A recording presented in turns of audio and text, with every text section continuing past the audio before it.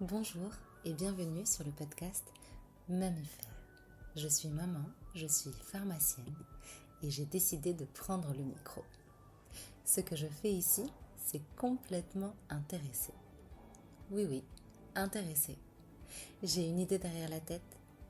Ce que je veux, c'est tout simplement transmettre, déconstruire et semer ce qu'il faut pour que dans 30 ans, nos enfants puissent vivre leur choix en conscience. Ici, on parle d'allaitement, de parentalité, de tout ce que ça vient toucher. Je vous partage des savoirs, mais aussi des questions. Parce que je crois sincèrement que certaines réponses ne viennent pas de l'extérieur, mais bien de nous. Prenez ce qui résonne, laissez le reste, et surtout, sentez-vous chez vous ici. Bonne écoute!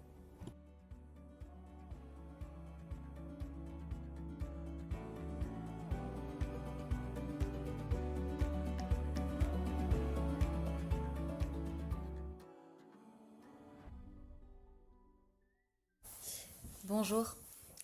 Pour ces épisodes en duo, j'ai choisi de commencer par une personne que vous connaissez déjà et dont j'ai déjà parlé, ma maman. Il me semblait logique de commencer cette série avec elle, puisque c'est elle qui m'a mise sur cette voie.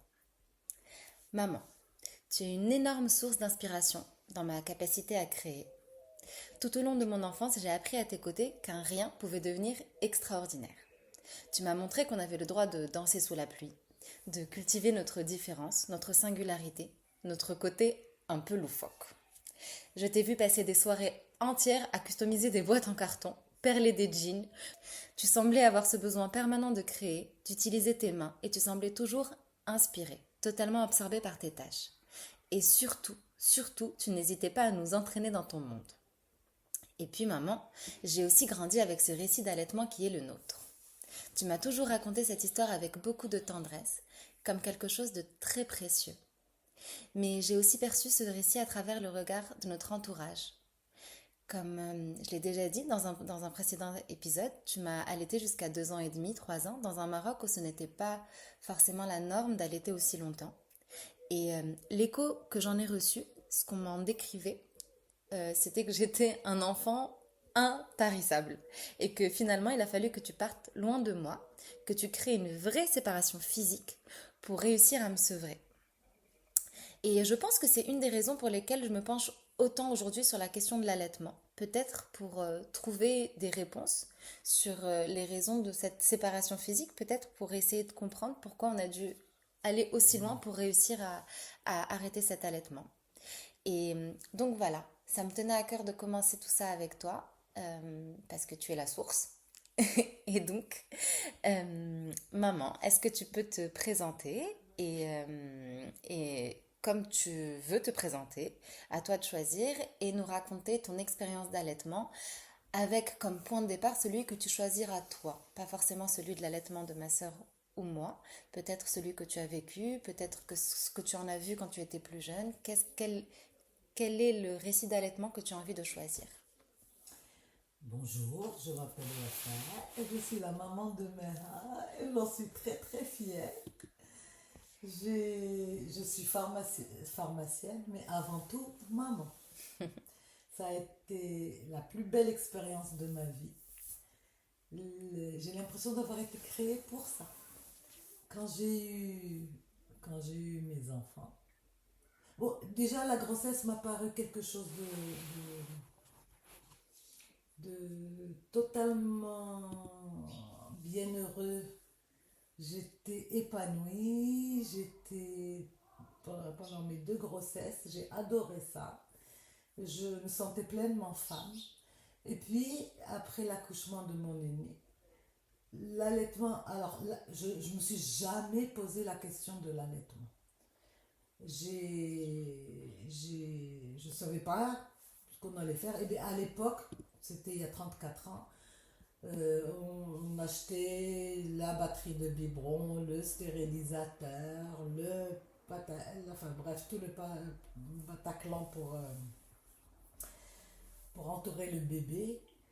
Et donc j'avais mon stock de lait, mon stock de biberon, mon stock de tout. Bon, l'accouchement s'est très bien passé, alhamdoulilah. Et puis ma maman était avec moi. Et alors au Maroc, il faut savoir que les bébés vont à la nurserie. Il y a pas de, et puis à l'époque, le pot à pot, c'était 30 secondes. Hein, on te le mettait, puis on te l'enlevait, on allait le laver, on l'emmenait à la nurserie et on te le ramenait quand on pensait que, quand tu le voulais ou quand on pensait que ça y est, tu étais suffisamment en forme pour le voir une petite heure. Et toi, ça te convenait? Ah ben j'étais très fatiguée après l'accouchement parce qu'il a duré 5 jours. Pour mon aîné, pour Fatem Zara, pour toi c'était différent, mais pour Fatem Zara ça a été très très long. Et puis il faut savoir qu'au Maroc, la maman est très entourée, c'est un moment particulièrement heureux, c'est un moment où la femme est vraiment femme, elle a prouvé qu'elle était capable de gérer un mariage, de tomber enceinte, de mettre au monde un enfant. Enfin, tout ce qui était naturel était magnifié, c'était quelque chose d'extraordinaire. Et puis, on y mettait vraiment la forme et on accouche en clinique, pas à l'hôpital. Donc là, il faut et puis les visites.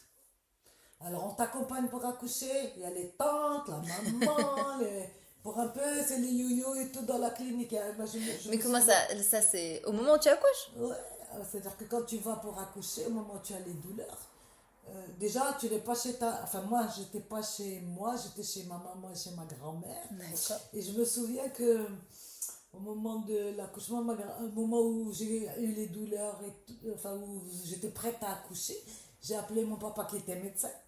Et je lui ai dit, papa, ça y est, je dois aller accoucher. Il m'a dit, non, non, non, non, non, tu m'attends.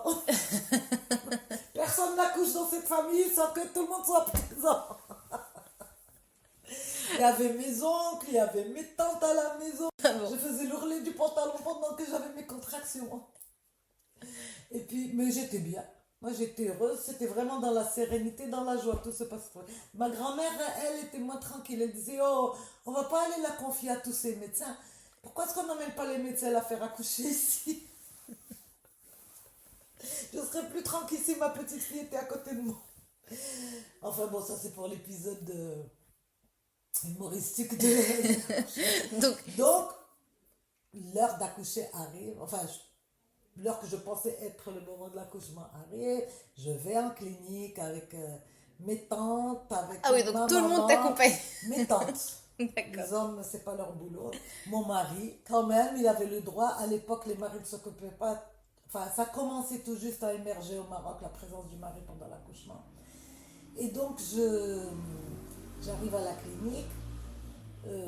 Bon, on m'examine. J'étais à pratiquement. Je crois que j'étais à 3 doigts, mais ça s'est fait très très rapidement. Je suis arrivée à 5 doigts. Bon, ça faisait déjà 5 jours, hein, je me répète. Et puis, je vais accoucher. Donc je vais en salle d'accouchement et Alors il y a une chose qui m'a marquée parce que pour que vous sachiez ce que c'était le Maroc de notre époque, Binti. Alors, tu sais, pour accoucher sous péridurale, il fallait l'autorisation du mari. Ah oui, si tu n'avais pas l'autorisation du mari, tu ne te mettais pas de péridurale. Et il y avait une dame qui accouchait dans une autre salle, la salle mitoyenne à la mienne. Bon, moi j'avais ma péridurale. J'ai eu ma péridurale, mais à l'époque, c'était à partir de 5 doigts. On ne la mettait pas avant. Et je me souviens d'une remarque de mon gynécologue obstétricien qui disait à la sage-femme, eh bien, écoutez, le mari qui ne l'a pas autorisé, vous allez aller appeler le mari de la dame et l'obliger à assister à l'accouchement pour qu'il sache ce que c'est que d'accoucher sans péridurale, parce qu'il n'a pas autorisé sa femme à avoir une péridurale. Elle hurlait. Et ça m'avait marqué parce que je me suis dit, mais comment, pourquoi est-ce que c'était une intrusion dans notre corps? C'était une intrusion dans notre... euh, bon, j'imagine qu'il a fait ça parce qu'il avait peur pour sa femme. À l'époque, on pensait que la péridurale pouvait paralyser. Il y avait des accidents qui se passaient. Il y avait eu un accident juste quelques temps avant, tu sais, et dans les milieux comme ça, tout le monde savait tout sur tout le monde. Et donc, on avait appris qu'une telle avait mal au dos depuis 6 mois parce qu'elle avait accouché sous péridurale et lui avait mal fait l'injection. Enfin, on pensait qu'on lui avait mal fait l'injection, je ne sais pas. Et il y en avait une autre qui ne marchait plus. Il y avait des maux de tête qui duraient plusieurs mois. Bon, peut-être qu'il a eu peur pour sa femme et pour son bébé, je ne sais pas. Mais ça Mais restait c'était à elle elle de de choisir. décider, de choisir. C'était son corps qui était déchiré, c'était pas. Parce que ça reste quand même. Il n'y a pas que la déchirure physique, il y a aussi la séparation de ce bébé. Si ça se passe bien avec ton bébé, ben, les suites de l'accouchement se passent bien. Si le déchirement se fait dans la douleur et que tu peux choisir d'accoucher dans la douleur, mais tu peux aussi tu as le droit de choisir de ne pas le faire dans la douleur. D'autant qu'à cette époque-là, on le faisait vraiment, la péridurale, c'était vraiment à la fin de l'accouchement, juste une heure avant que le bébé soit expulsé. Bon, j'ai eu mon bébé, je suis montée en salle, je me rappelle, il y avait ma tante, il y avait maman. Euh, bon, j'étais très contente et très fière de moi parce que moi, tu sais que je suis descendue en salle d'accouchement avec mon journal, je pensais que j'allais pouvoir accoucher en lisant. J'étais persuadée qu'il fallait se faire tout seul. Les sages-femmes se moquaient de moi et disaient ah, elle veut accoucher avec son journal. Bon, bref, et donc ça s'est vite fait, je suis montée. Et, et là, ma maman m'a mis. Elle a dit où est le bébé. Parce que le bébé n'était pas avec toi quand tu remontais. Non, Et oui. Donc il y non. avait tout le monde, donc pour remettre un peu Oui, oui, les choses dans les leur choses dans leur contexte. contexte. Donc tu remontes dans ta chambre et là tout le monde t'attend. Oui. Donc c'est pas qu'ils n'arrivent pas petit à petit, ils sont déjà là. Oui. et, Ils sont et déjà là, enfin, les personnes les plus importantes oui, de ta vie. Et puis après, dans la journée, tu vois tout le monde, hein. C'est oui. pas possible, c'est même une offense qu'ils ne viennent pas te voir. Bon, bref. Et donc ton bébé n'est pas avec toi. Non. Et là, ma maman a dit, ah, il est où le bébé? Qu'on lui montre le bébé tout de suite. Et Mais entre-temps, entre ce moment-là, entre ce moment où, où donc toi j'étais tu as bien, accouché, j'étais, mais j'étais pas pressée de le voir. d'accord, mais qu'est-ce qu'ils font de ce bébé? Est-ce qu'il a un biberon? Est-ce qu'il est, Je il crois est... que, alors, à l'époque, on te dit pas, mais il avait eu, je On te le dit pas. pense, si, on me l'avait dit parce qu'on te donne un petit carnet avec ce qu'on a donné au bébé, et c'était, à l'époque, on donnait de la verveine, une petite infusion de verveine au début, quelques millilitres. Et puis, bon, ben, on voyait si la maman allait le mettre au sein ou pas, mais bon, en général, si elle veut pas, c'était allaitement mixte. Même quand elle voulait, c'était allaitement mixte. Et donc, ma maman a dit, non, Même quand elle voulait allaiter, c'était allaitement mixte quand même. C'est-à-dire on te... ben, le soir, on- on te le prenait, on te le redonnait à 6 heures du matin. Donc, très bien. Donc là, tu remontes en chambre. Le bébé a probablement eu un biberon, voire de plusieurs choses différentes, on ne sait pas trop. Mhm. Et On m'amène mon bébé. on Bon, là, t'attend. ça faisait une heure, je ne sais pas s'il avait déjà eu sa tisane ou pas. Je pense que oui, parce que je pense qu'il pensait que la verveine facilitait D'accord, élimination. l'élimination du méconium. Et donc, et là, ma maman, elle a fait une chose que j'avais trouvée bizarre, parce que moi, je pensais qu'il fallait attendre la montée du lait pour pouvoir allaiter. Et dès qu'on l'a montée, elle m'a dit, la salle pleine, hein, bon, tu enlèves ton truc, et elle me l'a mis au sein. Et elle m'a montré comment on allaitait. C'était pas le rôle des sages-femmes. D'accord. Elle t'a dit quelque chose à ce moment-là? Elle m'a dit, ah oui, elle m'a dit, écoute, c'est pas grave, ça risque d'être douloureux, mais ça va passer. Euh, euh, alors moi, ce qui m'inquiétait, c'était pas le fait que ce soit douloureux, pas ou les crevasses, parce que j'avais pris mes précautions. Alors, je me disais que à l'époque, c'était il fallait laver avant la tétée, après la tétée, ne surtout pas laisser de lait pour ne pas avoir d'infection, tout pour ah oui, stériliser, on nettoyait. Alors on lavait le sein. Et, euh, les conseils qu'on nous donnait, c'était de laver le sein au savon de Marseille, de bien le sécher, de donner au bébé la tétée, de renettoyer le sein avec du sérum salé ou de... non, le sérum salé, c'est... Pardon, je m'excuse. Le sérum salé, c'était avant la tétée. Après avoir lavé tout et tout, nettoyer avec du sérum salé.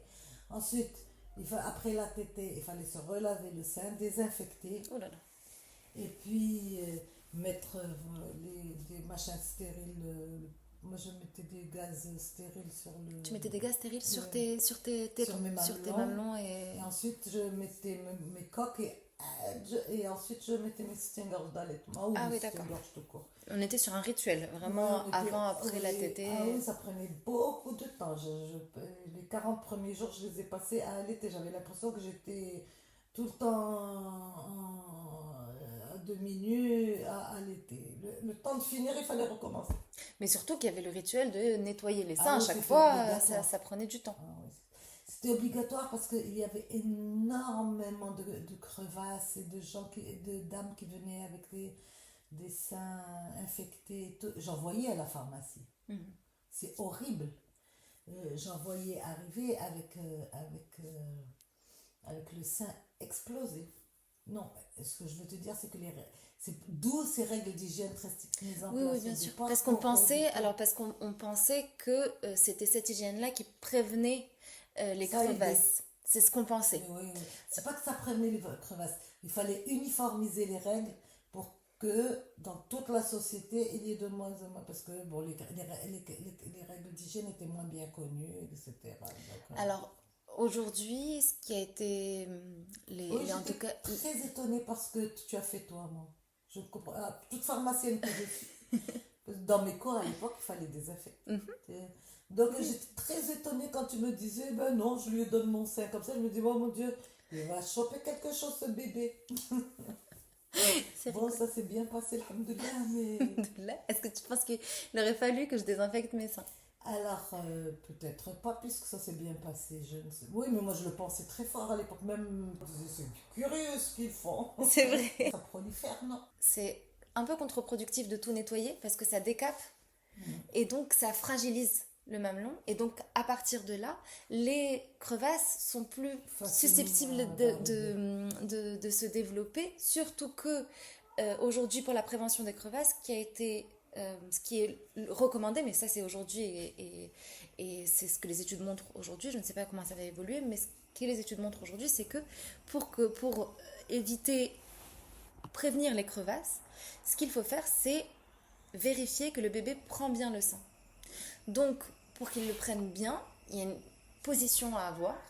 Et cette position-là, enfin, ces positions-là, elles sont aujourd'hui expliquées aux mamans, ou en tout cas dans un certain nombre, quand on fait des cours de préparation à l'allaitement, elles sont expliquées ces positions. Et on insiste sur la position du bébé parce que c'est ça qui va prévenir les crevasses. Si la prise du sein est globalement bonne, en général, il y a moins de crevasses.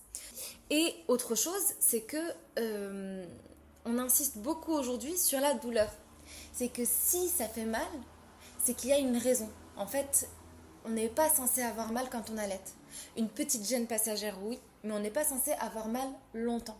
Donc si il y a vraiment une douleur qui s'installe, ça peut vite nous faire comprendre qu'il y a une crevasse qui est en train de s'installer et donc agir rapidement sur la position du bébé. Donc prévenir vraiment à la source au lieu d'attendre que la crevasse ou que... Oui, mais est-ce que la position du bébé empêcherait... Alors, moi, je sais pas, parce que nous, à l'époque, ça se faisait naturellement. C'est-à-dire que personne ne m'a appris à prendre dans quelle position mettre le bébé. Je le mettais dans mes bras, la tête contre... assis quand même, parce qu'on me mettait un oreiller sous le coude. Alors, C'était comme ça qu'on faisait. vous ne voyez pas ma maman, mais elle est en train de nous montrer un peu la position de la madone. Oui, exactement. Ma maman me mettait des oreillers sous le coude pour que j'ai le bras, pour ne pas me fatiguer le bras. Elle me disait dans cette position, il sera peut-être mieux le bébé. Mais il n'y avait pas de règle générale. Voilà comment on prend un bébé, comment c'est comme ça qu'on vous apprend. Non, pas du Ah tout, bon, pas du tout. d'accord, Non, parce non, que je trouve ça bizarre. non, on nous apprend pas de règles. Il n'y a pas de règles. Il y a juste, on nous dit juste, voilà, le bébé doit, pour que la tétée se passe plutôt bien, il faut que les lèvres soient par exemple retroussées, c'est-à-dire qu'elles soient bien, pas retroussées, pardon, qu'elles soient bien ouvertes sur le mamelon, que la prise en bouche du mamelon soit vraiment... Tu sais, moi j'ai l'impression que ça se fait naturellement, que le bébé le fait. Enfin, je sais pas. Dans Moi, beaucoup ça de s'est cas, fait oui, comme ça se fait naturellement, mais c'est vraiment. vrai que s'il y a une douleur et que la douleur s'installe, ça peut être dû à une mauvaise Ouais, position, installation. une mauvaise Ouais, installation. du bébé, peut-être. Bon. Mais donc, toi, pendant donc, ces 40 premiers jours-là, il y avait, c'était ritualisé, donc tout le monde, il y avait beaucoup de monde autour de toi. Alors, les 40 premiers jours, oui, là, on n'est jamais seul. Mhm. On est une tribu, on vit dans c'est un espèce de village d'amour. Tu es entouré de toutes les attentions du monde. Tout le monde te demande si tu as encore des points, combien de points tu as eu, qu'est-ce Ah qui oui. s'est passé. Je veux dire, ton intimité, tu en fais. Dès qu'on peut ouvrir la porte et rentrer pendant que tu allaites, ton cousin, ta tante, personne ne te regarde comme une femme, tu es la mère qui allait. Et c'est très... Alors, moi, je n'ai pas vécu ça comme une intrusion dans ma vie. Parce qu'on savait quand même me réserver des moments d'intimité avec mon mari et mon bébé. Euh, Généralement le soir. Tout le monde était crevé à la fin de la journée, j'imagine. Et puis voilà, je l'ai très très bien vécu. Ah. Est-ce que le fait qu'il y ait autant de monde autour de vous, ça a généré aussi, ça faisait qu'il y avait quand même aussi beaucoup de conseils, de fais comme ci, ne fais pas comme ça. Est-ce que toi, tu l'as ressenti ou... Parce que j'imagine À que tout le monde partageait aussi son aucun expérience. moment je ne me suis sentie agressée. Mhm, Pas- Je prenais tout ce qu'on pouvait me donner mhm. et je faisais le tri. J'avais la liberté de choisir. La seule chose, le seul euh, chose que je n'ai pas choisi, c'était mon régime alimentaire. Parce que du fait que papa était médecin, il disait non, vous arrêtez toutes les croyances que l'on a, nous, selon lesquelles il faut donner beaucoup d'amandes, beaucoup de pour que le lait monte, et ça, donnez-lui de l'eau et donnez-lui des légumes et des grillades de temps en temps et laissez-la maigrir. Ah oui. Parce que j'avais quand même pris 30 kilos. Alors chez nous, ce n'était, on n'a pas encore mis suffisamment l'accent sur les risques liés à l'obésité après la grossesse. C'était de l'obésité, hein, quand tu prends 35 kilos pendant ta grossesse, il faut les perdre. Et alors, d'où la croyance aussi, si tu allaites ton bébé, tu vas maigrir plus vite. Mhm. Curieusement, pour les 30 kilos, je les ai perdus en 6 mois pour ta soeur. Pour toi, j'ai pris 20 kilos, mais j'ai mis un an. Et boire je buvais facilement 3 litres à 4 litres d'eau par jour, obligatoirement. D'accord. Ça m'a donné. Alors, je sais pas, mais je pense que c'est ce qui a fait que le lait, eh bien, ça favorisait la montée du lait. Et donc, ce premier allaitement, combien de temps il a duré? Et donc, elle est née au début de l'été. Et ça, oui, et j'ai arrêté le janvier de l'année d'après, donc Un an et demi. un an et demi, 18 mois. 18 mois parce que à l'époque, on avait un petit carnet où on notait tout. Pendant C'est ça. 18 mois, je notais les tétés, les pipis, les cacas, les rots, la couleur. Enfin bref, c'était assez folklorique quand même. Bon, on le Et fait puis, encore un petit peu hein, au début. enfin moi je l'ai fait quand même pendant 18 mois pour ta soeur. Et pendant ces 18 mois, il y a eu donc, tu l'as diversifié à un moment. À quel moment vous Alors, la on diversifié? Quelles étaient les diversifiait. recommandations à ce moment-là? À l'époque, la diversification commençait à 4 mois. D'accord. À 4 mois, on introduit. Alors, mais enfin, la diversification, je ne sais pas ce que vous appelez la diversification, parce que nous, on donnait du jus d'orange dès la naissance et de l'eau dès la naissance. Alors que là, j'ai remarqué que les bébés, ils étaient plus. Non, aujourd'hui, on recommande le lait maternel Uniquement. uniquement, Mais nous, on le lait donnait en poudre. de l'eau, une petite cuillère à café d'eau tous les jours et une petite cuillère à café de jus d'orange D'accord. tous les jours, dès la naissance. Et à 4 mois, on commençait la diversification des légumes. Alors, on mélangeait tous les légumes. C'était simple. Tous les jours, le pauvre bébé mangeait la même chose. Des légumes. Des légumes mélangés. Tu D'accord. mettais ce que tu voulais dans tes légumes et puis, comme légumes, et puis tu faisais une soupe et tu lui donnais ça. Et puis après, et la viande, c'était à partir de 5 mois. Alors pour toi, ça avait changé. On a tout de suite La diversification a commencé à 2 mois.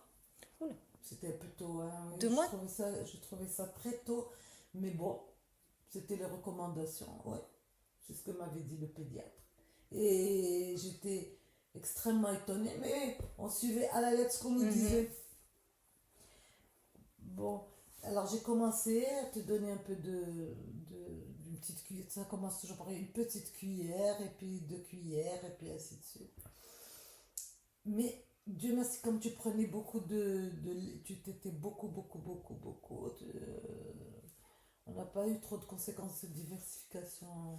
Et en parlant mes tétés à moi, du coup, comment ça s'est passé, la mise en place d'allaitement? Alors, pour toi, à 7 mois déjà de grossesse, j'avais déjà la montée de lait. Tu avais du colostrum. Oui, j'avais du colostrum. Enfin, du colostrum, oui. Bon. Mais c'était abondant, hein, quand même. J'étais très étonnée, mais il paraît que c'est parce que les canaux étaient déjà ouverts. Bon, je ne sais pas par quel mécanisme. De toute façon, pour moi, l'allaitement, c'était une partie de plaisir. J'étais la mère nourricière dans toute sa splendeur. Je pense que un sentiment de plénitude comme il n'en existe pas. Les gens me regardaient bizarrement. Le pédiatre était toujours étonné quand alors, vous allaitez encore?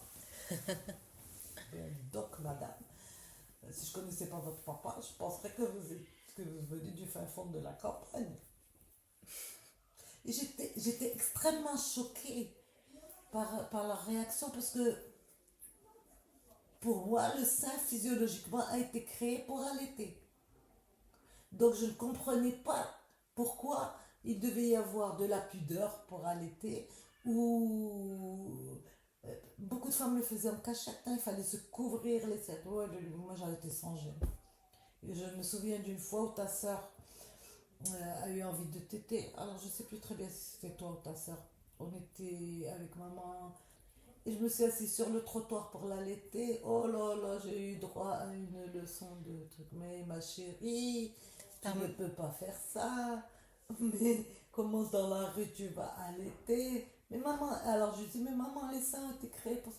Bon, j'ai de la chance, j'ai une maman qui est très ouverte aussi. Elle a éclaté de rire. Elle m'a dit, oui, c'est vrai, t'as raison, c'est fait pour allaiter. Ça ne me dérange pas, c'est bien. Donc j'ai allaité dans la rue. Mais à aucun moment je n'ai senti de regard malsain ou malveillant ou quoi que ce soit. Les gens passaient et puis c'est tout. C'était pas. Donc je pense que c'est plus un film qu'on se fait dans sa tête que le regard des gens. J'étais influencée par vos besoins, c'est-à-dire que je me disais que bon, en réalité, il n'y a pas de raison que j'arrête d'allaiter puisque ça nous enrichit toutes les deux. Donc Est-ce que on tu... était bien toutes les deux. Alors que la norme à l'époque, c'était, si tu allaitais 6 mois, c'était formidable. Ça y est, il fallait arrêter pour commencer à travailler. J'avais beaucoup de chance. Moi, j'ai un travail qui m'accordait une certaine liberté. Donc je pouvais vous emmener avec moi. J'ai installé mon petit berceau. Je pouvais retourner à la maison vous allaiter. J'avais personne pour me dire... Aujourd'hui encore, quand on parle d'allaitement, en fait, l'Organisation mondiale de la santé recommande un allaitement exclusif jusqu'à 6 mois et à partir de 6 mois, un allaitement en complément de la diversification jusqu'à 2 ans, voire plus, en fonction des besoins et du bien-être de la maman et du bébé. Le souci, c'est qu'aujourd'hui, on arrête un peu cette phrase-là à 6 mois. Et je pense que c'était aussi la même chose dans les années 90. Je ne sais pas quelle recommandation donner parce qu'à l'époque, les biberons, c'était très bien. Le bébé Nestlé, pardon, je ne sais pas si j'ai le droit de le dire, mais c'était la publicité. Donc, c'était des beaux bébés, bien gros, bien portants. Enfin, ce qu'on appelait bien portants parce qu'ils étaient bien gros. Un bébé allaité en général n'est pas très, très gros. Oui, tu peux le dire. N'est pas très, très gros.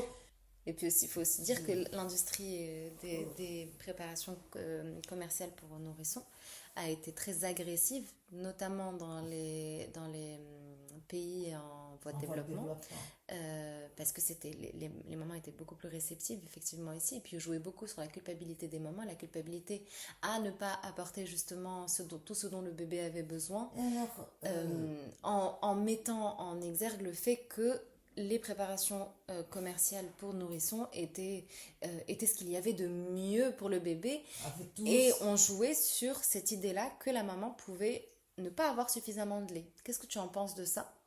Et alors, j'entends beaucoup de mamans, et surtout des mamans dans les années 90, qui disaient: ah bah oui, mais moi, à l'époque, je n'ai pas eu suffisamment de lait pour t'allaiter. D'où ça vient, cette histoire de suffisamment de lait ou Alors, pas? je pense que les mamans sont peut-être partagées entre l'envie d'allaiter et en même enfin, il y a une forme d'obligation par pression d'allaiter les premiers mois et donc peut-être qu'elles n'avaient pas envie d'allaiter et donc c'était en contradiction avec leurs propres besoins. Je pense que euh, l'allaitement il faut le choisir en fonction de ce que nous il ne faut rien s'imposer Oui, en dehors des critères d'esthétique et de tout. parce que c'est vrai que en plus de tout ce qui vient s'ajouter comme injonction sur l'allaitement, on a aussi ce critère esthétique-là qui dirait que, et qui était, je pense, prédominant dans les années 90, qui disait Même que, avant, à partir de 68. Hein. je parle des années 90 par rapport à moi, à nous, mais oui, que si tu allaitais, tu risquais de ne plus, d'avoir les seins tout pendants et je pense que c'est encore aujourd'hui dans Oui, la tête des peut-être gens. que dans la tête des gens, alors que bon, on voit bien que non. Bon, les seins, ils pendent quand même, je veux dire, avec le temps, la gravité, elle fait son travail. On est tous appelés à aller vers la terre. Donc, bon, ça fait partie de la vie, quoi. Et puis même, quand bien. Pourquoi est-ce que tu penses que ça gêne autant un allaitement long? Pourquoi est-ce que, en tout cas, c'est la sensation que j'ai, c'est ce que les femmes qui ont vécu un allaitement long racontent, pas toutes évidemment, mais en grande partie, au-delà d'un certain âge, un an et demi, voire 2 ans, on rentre dans une espèce de phase où on a plus tendance à penser que l'allaitement c'est pour les mamans où le bébé n'en a plus tellement besoin. Alors, moi, je pense, enfin, de mon temps, c'était comme ça, c'était pas 1 an et demi, hein, c'était 6 mois. À partir de 6 mois, à 3 mois, on commence à te dire encore, bon, tu allaites? Oui, j'allaite. Je suis comme, alors, ouais, c'est bien, il faut continuer au moins jusqu'à 6 mois. À 6 mois, tu allaites encore? Mais pourquoi est-ce que tu allaites encore? Tu sais que tu n'apportes plus rien à ton bébé. Bah, ça n'a pas tellement changé hein, en 30 ans. Ah bon? Non, il y a encore ces idées reçues-là et qu'à partir de 6 mois, il n'y a plus trop d'intérêt pour le bébé ni pour la maman. Ah oui, parce qu'on pense que se prendre le relais par le lait industriel, c'est plus. Bah, en tout cas, que le lait maternel n'a plus d'utilité. Alors, Le ça travail change, hein, je le dis encore, ça change. Mais de toute façon, il fallait justifier l'arrêt de l'allaitement pour pouvoir pour que la femme puisse reprendre son travail. Donc c'était la priorité. Il fallait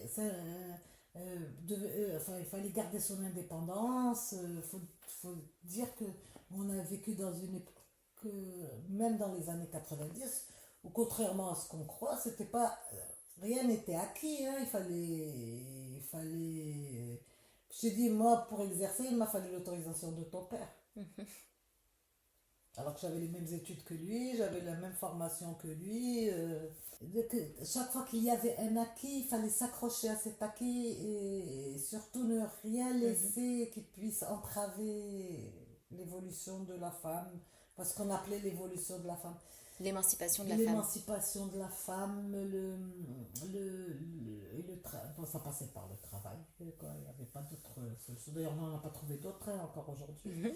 Et tout le monde n'a pas la chance d'avoir un boulot qui lui permette de faire ce qu'il concilier les deux. Son bébé, de concilier les deux, c'est pas évident. Bien sûr. Je comprends parfaitement que les femmes aient besoin. Au-delà de. Alors, la règle chez nous, je ne sais plus, je me souviens plus, on l'avait fait au courant de nos études, mais je ne me rappelle plus. Chez nous, la loi exige que pendant 1 an, la femme ait 1 heure d'allaitement par jour. D'accord. A droit à 1 heure d'allaitement par jour. Au Maroc, ça? Parce qu'en Oui. France aussi, il y a 1 heure d'allaitement, mais c'est pas payé. Ah, mais c'est payé. D'accord. C'est-à-dire que si... Alors elle choisit, soit elle rentre 1 heure plus tard, ou elle s'en va 1 heure plus tôt, mais bon, ça lui permet quand même d'avoir... Je considère qu'il faut payer ces heures-là. Tu as raison. C'est important pour l'enfant et pour la société. Et si ça convient à la maman aussi. Si ça convient à la maman. Parce que c'est entendu, aussi... tout est relié à la maman. Si la maman ne peut pas, elle ne peut pas, que veux-tu qu'elle fasse? C'est pas grave en soi. Non, mais c'est aussi une question de choix. C'est-à-dire que... Et c'est pour ça que moi, ça me tient vraiment à cœur d'essayer d'ouvrir la parole sur ce sujet-là. Parce que ça reste... principalement une question de choix, et si une maman choisit d'allaiter, c'est quand même dommage qu'on ne mette pas tout en œuvre en tant que société pour œuvrer à faire en sorte qu'elle allaite le plus longtemps possible en fonction de ce qu'elle a choisi.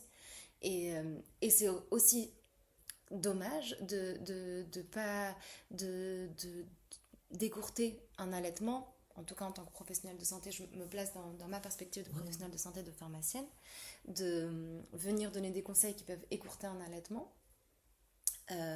chez une maman qui avait comme projet d'allaiter longtemps. C'est dommage.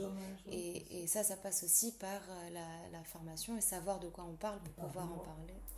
Et par des lois. Parce que ce serait bien que dans nos cursus respectifs, quel que soit le professionnel de santé, on intègre une part conséquente de l'allaitement maternel et pas juste ce que c'est que le lait maternel, ce que ça a comme influence, et c'est tout. Et la physiologie de l'allaitement reste. Quand on voit qu'on a 3 mois de congé maternité, d'ailleurs au Maroc aussi, je crois que c'est 2 mois et demi, 3 mois. Non. Au Maroc, c'est 2 mois et demi, 3 mois. Et quand on met 3 mois de congé maternité et 1 mois pour le papa en France et 2 semaines même pas au Maroc, qu'est-ce qu'on attend de cette maman-là Au Maroc, on a 2 mois. Au Maroc, on a 3 jours pour les hommes. 3 jours. Ah oui, d'accord. On a 3 jours pour les hommes. Donc, qu'est-ce qu'on attend de cette maman-là et comment est-ce qu'on veut qu'elle réussisse à tout gérer et pour pouvoir allaiter? Parce qu'en plus, la recommandation reste 6 mois d'allaitement maternel exclusif. Donc, ça voudrait dire qu'elle doit se couper en 25 pour réussir à être partout et nulle part à la fois. Alors, au Maroc, il faut savoir que la culture du village existe encore. Mais en général, il y a toujours quelqu'un pour venir aider au début de la grossesse, entourer la maman, etc. Une soeur, une belle-sœur, une cousine, une maman, une belle-mère. Mais donc, le fait qu'il y ait un village autour, alors c'est très positif. En tout cas, ça aide énormément la maman, surtout comme tu le dis pour la reprise du travail.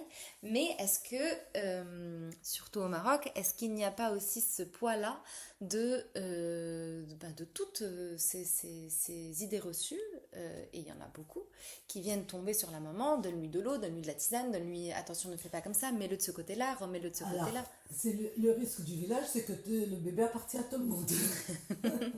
Ce n'est pas une exclusivité des parents. Les parents ne se sentent pas dépossédés parce que la grand-mère se permet de donner un avis ou se réveille au milieu de la nuit quand le bébé pleure et te dit « Ah, tu n'as pas su t'en occuper, donne-le-moi, je vais le faire dormir. » Ça te paraît normal, toi? D'accord. Des fois, c'est bien pratique, hein, ça te permet de faire une nuit. Oui, après quand... personne n'a envie d'avoir un bébé qui n'est pas le sien pendant 15 jours, hein, t'inquiète pas. Tout le monde, c'est l'heure de dormir, bonne nuit. Il faut que tu te lèves l'été la nuit. Je me souviens d'une nuit où ta soeur n'arrêtait pas de pleurer. C'était notre premier bébé et on avait le fameux Je lève mon enfant de Laurence Pernou. Et donc, où ta soeur, elle avait une dizaine de jours, elle pleurait. J'étais chez ma tante. Elle pleurait. Et on ne savait plus quoi faire. Et ton père, elle disait, si l'enfant pleure, laissez-le pleurer. Laissez-le pleurer. Alors, moi, je voulais la prendre pour l'allaiter. Ton père me disait, laissez-la pleurer. Je n'avais pas quoi faire. Et donc, et puis ma tante est arrivée, elle m'a dit, qu'est-ce qui se passe? Et je dis, je sais pas ce qu'elle a. Moi aussi, j'étais en train de pleurer, mais je sais pas ce qu'elle a. Moi, je veux l'allaiter. Khalid ne veut pas. Elle me dit que Laurence Pernou, elle a dit de ne pas la prendre dans les bras. Elle m'a dit, bon, il faut que tu te reposes. Elle l'a prise. Et elle m'a dit, allaite-la et donne-la moi. Donc, elle est partie avec. Donc, j'ai dormi cette nuit-là. J'ai pu faire une nuit de 6 heures, chose que je n'avais pas fait depuis avant l'accouchement. Et le lendemain matin, j'entends ton père éclater de rire. Il me dit, tu sais, j'ai pas tourné la page. Quand on tourne la page, il est écrit que si le bébé pleure trop, il faut le prendre dans ses bras. Mais bon, il faut faire comme on sent. La leçon que j'ai tirée de ça, c'est que bon, la maman connaît les besoins de son enfant. Et il faut qu'elle fasse comme elle le sent. En général, on te laisse faire comme tu le sens. C'est-à-dire que juste dormir 3 heures d'affilée, c'est énorme. C'est l'un des plus beaux. Je pense que c'était l'un des plus beaux cadeaux qu'on m'ait fait pendant ma première période de vie de maman. Aujourd'hui, effectivement, on essaye de conseiller ça aux nouvelles mamans, c'est de bien s'entourer pour justement, et on dit même, si ce que vous pouvez conseiller, ce que vous pouvez faire de mieux pour une maman, c'est pas, peut-être pas, bien sûr, offrez-lui des choses, ça fait plaisir à tout le monde, mais c'est vrai que une des cadeaux les plus beaux cadeaux, comme tu dis, c'est de te le prendre et que tu puisses dormir 3-4 heures d'affilée et pour être d'attaque après pour continuer, parce que ça reste c'est un marathon. L'allaitement, après, aujourd'hui, vous avez. Même nous, on avait on avait des tirelets mécaniques, on n'avait pas des tirelets électriques. Les tirelets électriques, c'était réservé à la clinique, à des institutions spécialisées. Et là, aujourd'hui, vous avez la possibilité de tirer le lait et de donner un biberon de lait. Le papa peut très bien donner le biberon de lait ou. Oui, tout à fait. Ouais, bien sûr. Après, le papa, c'est Ou le pas. papa ou On a quelqu'un tendance d'autre. à, d'ailleurs, en parlant de papa, on a tendance à dire que le papa n'a pas sa place dans l'allaitement. Et donc, si tu allaites, ça peut. euh, Tu peux un peu prendre toute la place et ne pas lui laisser sa place à lui. Qu'est-ce que tu en penses? Papa peut très bien développer une autre forme de relation. Il va jouer avec le bébé, il va le changer. Les papas, ils sont dans une autre forme d'interaction. Et s'ils en ont envie, ça se passe très très très bien en général. Ça soulage la maman, ça fait plein de choses. J'aimerais bien qu'on parle un tout petit peu du sevrage et de justement parce que tu as dû partir pour me sevrer. Euh, Pourquoi est-ce que tu penses qu'il a fallu créer cette séparation physique-là et comment tu l'as vécu toi en Alors, tant que maman? bon, d'abord, il faut savoir que je ne vous sevrais que quand je n'en pouvais plus moi-même d'allaiter.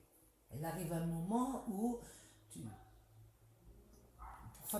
pour mon aîné, c'était à 18 mois, pour toi, c'était à 26 mois ou 24 mois, à peu près.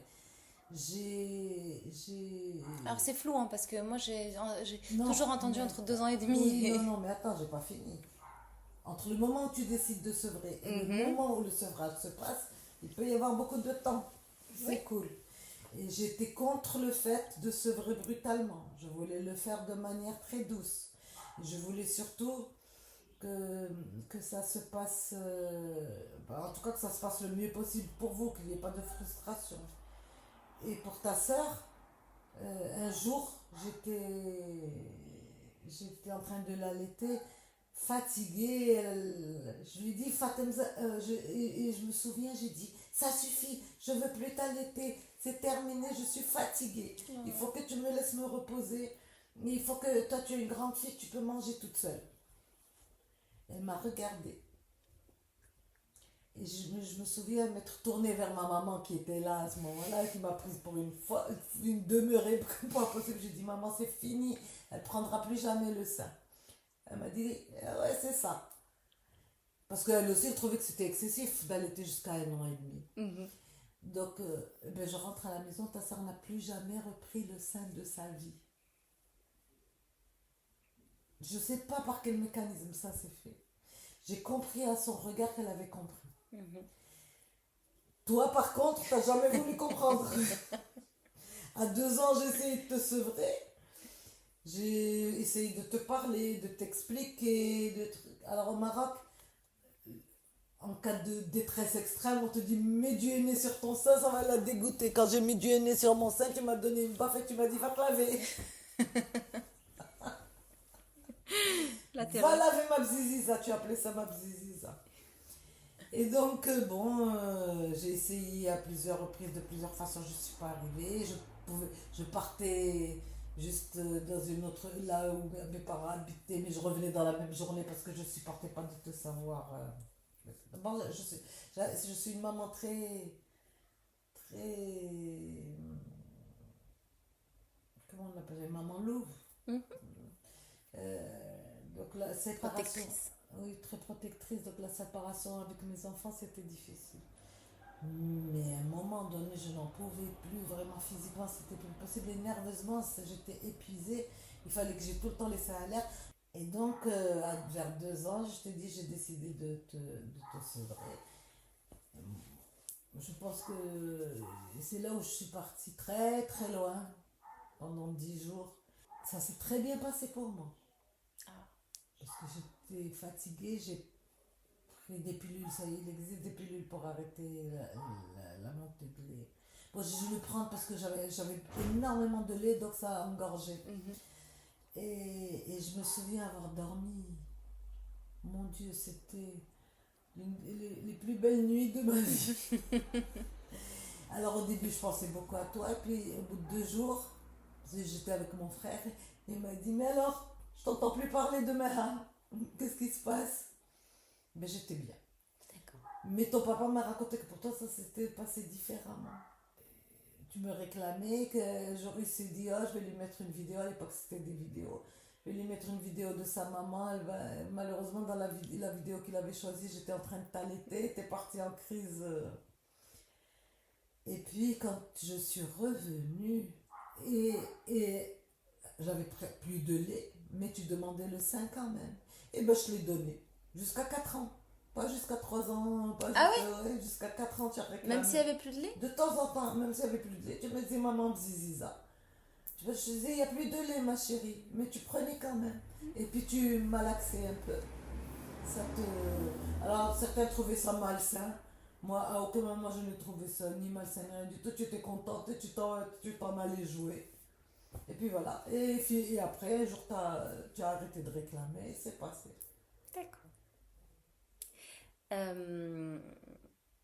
Si tu devais dire quelque chose à une maman qui essaye de sevrer son enfant ou qui a envie d'entreprendre cette... Je lui dirais d'écouter ses besoins, d'écouter autant son enfant que ses besoins à elle. Et que, en son fort intérieur, elle sait que le moment est arrivé de larguer l'enfant. On reste des mammifères. et de larguer. Ben oui, c'est un peu ça, hein, tu sais. Quand je dis ça, parce que le sevrage pour moi représente le moment où, tu sais, chez les animaux, la maman donne des coups de pied ou des coups de tête à l'enfant pour qu'il s'en aille ailleurs. Et ben c'est exactement pareil, tu lui dis, va voler de tes propres ailes.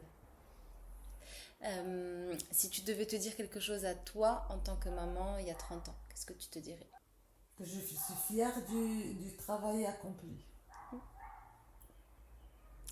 Que ça valait la peine. Ah, Que ça valait la peine, que tous ces sacrifices m'ont apporté. Aujourd'hui, je sens mes filles, bon, bien sûr, vous êtes différentes l'une de l'autre, mais elles sont très présentes dans ma vie, et ce lien n'est jamais coupé. N'a jamais été coupé. Elles ont la liberté de partir et elles aiment revenir. on adore revenir. Voilà. Merci ma petite maman. De Pour rien, ce mon moment. amour, tout était C'était gratuit. Oui, effectivement. Comme ce podcast n'est absolument pas sponsorisé, ma maman n'est pas du tout payée pour venir nous parler. Et je pense que même s'il avait été sponsorisé, elle n'aurait pas été payée. Parce que c'est ma maman. Merci ma maman.